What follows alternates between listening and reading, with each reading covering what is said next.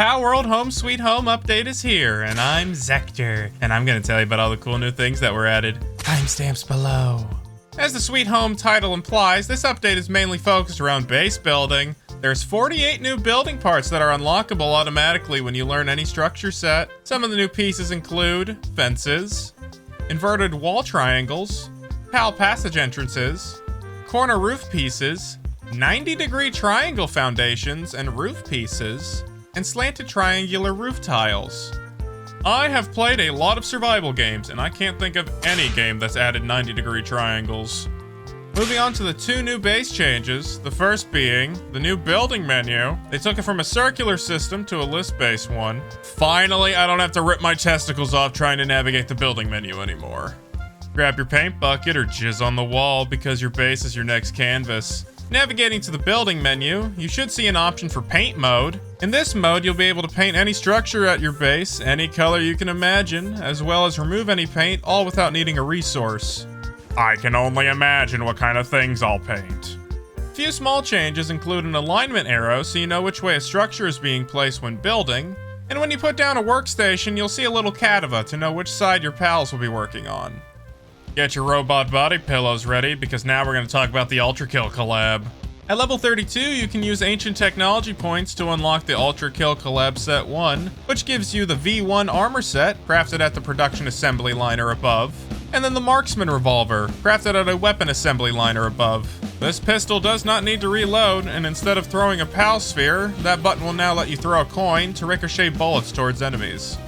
Then at level 56, you'll use ancient technology points again to unlock the Ultra Kill Collab Set 2, which will give you the V2 armor set, crafted at a production assembly line 2 or above, and the core eject shotgun, which can be crafted at a weapon assembly line 2 or above. This shotgun will shoot and do a cool reload animation. And holding down the button that would normally throw a PAL sphere, it will instead do an overcharge shot, making a big explosion. If you're quick enough, you can shoot the overcharge shot with the marksman revolver to make the charge explode before it hits the ground. If anyone's interested in damage statistics, my subscriber Vettel tested the new weapons on Bellinor Libero, neither of which is strong enough to beat her solo, but it gives a good overview on how the weapons will perform. And if any Ultra Kill fans in the comments can explain to me, why the fuck does this robot have so much porn? Why is it in a schoolgirl uniform? Why are we fisting androids? And does this thing classify as a clanker? I have so many questions that my penis can't answer, so please, why? Also, if you talk to the metal merchant, he does sell level 4 schematics for both of the armor sets. And then the arena merchant sells both the level 4 weapon schematics. And just when I thought this update wouldn't have any surprises, Bucky pulls a new raid boss out his ass. The Hightail Heretic Heartless is a new level 65 raid boss. In order to summon him, you'll need his tablet, which requires 4 fragments. I was able to find the fragments in Fabric dungeon chests, but they probably also drop from any high tier chest. Alternatively, you could use the PAL Expedition Station, which will have the tablet drop at either the Celestial Sakura Cavern, Dark Cave of Fabric, or Ancient Fabric Remains. You'll have to summon him at a summoning altar, but things have changed. Now you'll be able to pull up any tablet you have at your base without it being in your inventory. Then you'll be prompted to start the raid at your base or in the new raid arena. Inside the raid arena, you can call pals from your pal box and build inside, but only with the materials you brought in your inventory. And all structures are destroyed after the fight, so be warned. Hard Ass starts as a water grass pal, then switches to neutral for phase 2, so plan accordingly.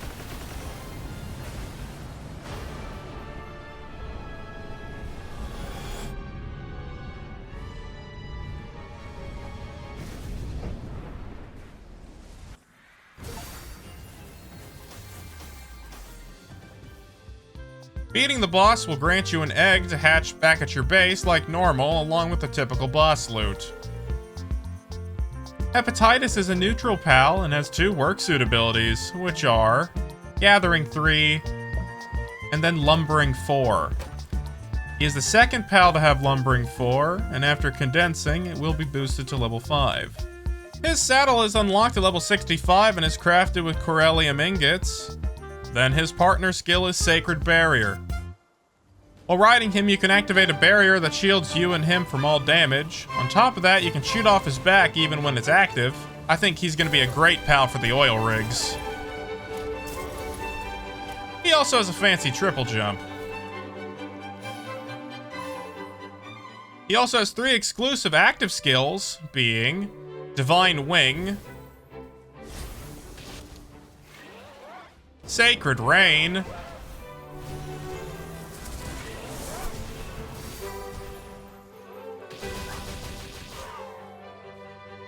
and Purifying Light.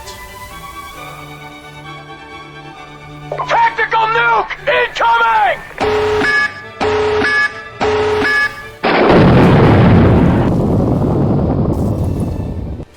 Harlot does come with a new passive skill, Savior, which increases neutral and grass attacks by 30%, so you can breed it onto other pals like you can with Siren of the Void. He does also have an Ultra Raid mode, which I wasn't even able to beat on max damage settings, but if you can beat it with the proper raid team, you can get a cool hat. There's a few more things to cover, like the new melee combat. Melee combat has been entirely overhauled to actually be usable. The sword, katana, and beam sword have new combo attacks. Although basic, they are much better than what they used to be, making them more viable to use. The katana and beam sword have a special attack, which is a giant roundhouse slash, doing large AoE damage. Not a bad way to get out of a fight quickly.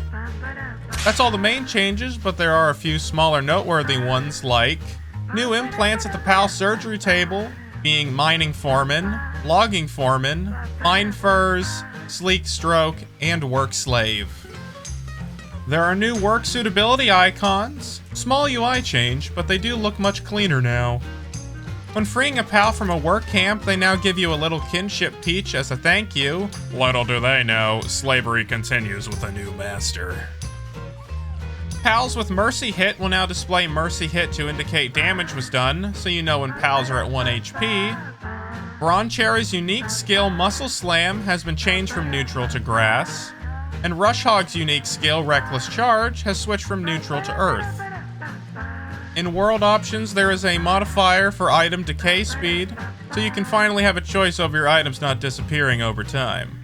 I don't have footage for this next change because I think it's multiplayer only, but they added experimental PvP, so you'll be able to configure that on your server for a different Palworld experience. There is one new achievement, which is beating the Heartless raid boss, taking away my ribbon again, I see. But that's fine because now there's Steam Workshop support for modders. It was an excellent surprise, thank you, Bucky.